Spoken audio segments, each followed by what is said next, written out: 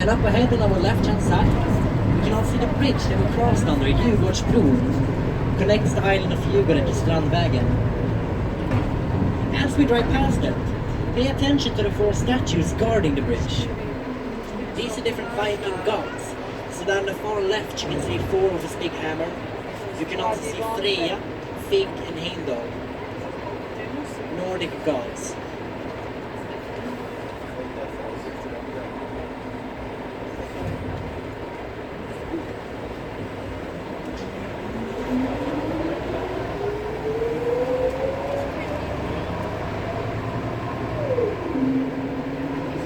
Strandvägen that we're riding on right now, or driving on, is one of the most exclusive addresses in all of Northern Europe.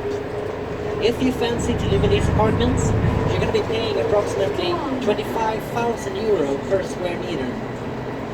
Now of course these apartments are usually at least 200 square meters, so it's quite a penny if you want to do the math and invest. Many people have done just that. You can for example find Björn and Benny, famous musicians from ABBA. They both own real estate here.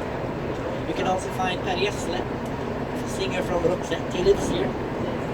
Björn Borg, the tennis legend, used to live here. He owned an apartment down on number 9. Tiger Woods also used to own an apartment here. Now his ex-wife owns an apartment here. You can also find Avicii here as well, his studio here and an apartment, many more. So it's a good place for celebrity spotting.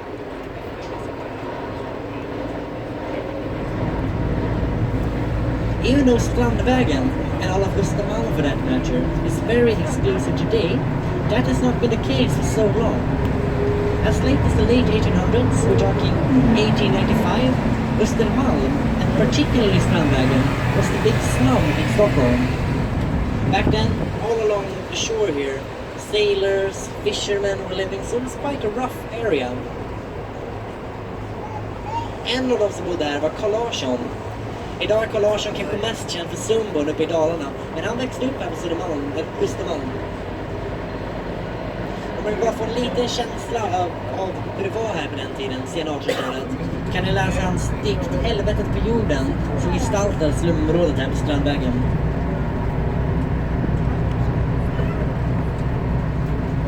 The boats on the left-hand side here are different ferries and cruising boats that's going to take you out to the many islands in archipelago. In total, the Stockholm archipelago consists of approximately 30,000 separate islands, so it's something that really makes Stockholm unique, if you ask me.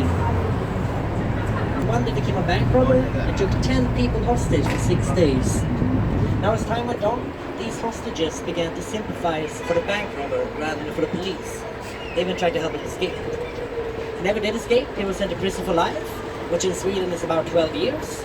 But he was sent to prison for life, and from prison he ended up marrying one of the women he had taken hostage. So in the end it was actually a very happy and romantic story.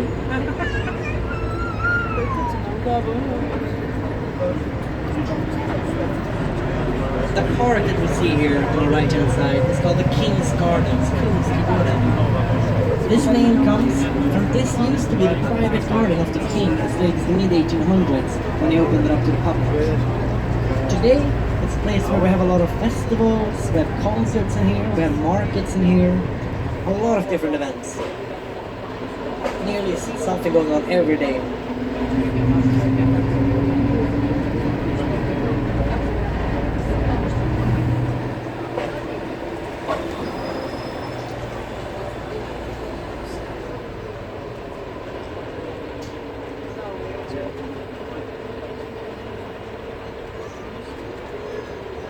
This is now the 3rd season we're doing Ocean Bus.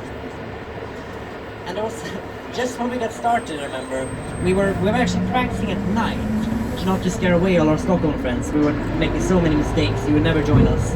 But one night when we were practicing, we just drove up on the ramp when a police car pulled up to us. We had no idea what's going on, the blue lights were on.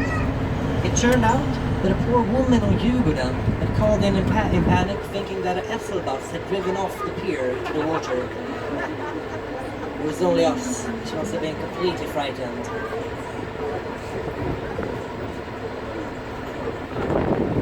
Doing Ocean Bus requires quite a lot of security. If you're planning to start this business at home, don't forget to buy one of these. What is this? It's not a selfie stick. This is our emergency rudder. It happens sometimes that the steering from our captain is going to break. Then I have to run back to you guys, connect it in the back, and steer the whole bus or boat, depending on what you see from the back. This happened once on the one tour where we had invited the Swedish public television aboard.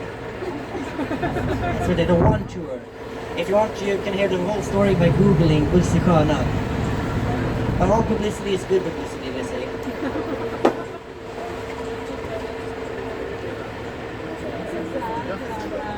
Aftonbladet gjorde jättebra scener.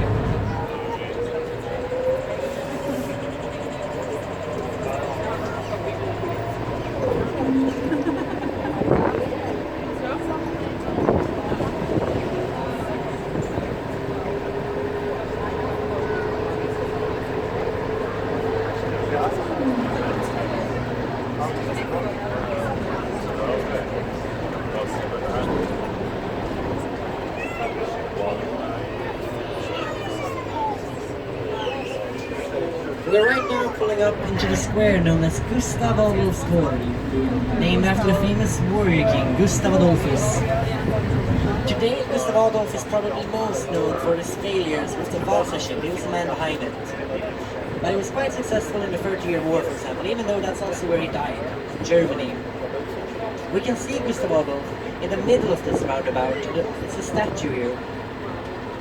This statue is also the first statue ever built in Sweden of a man sitting on a horse.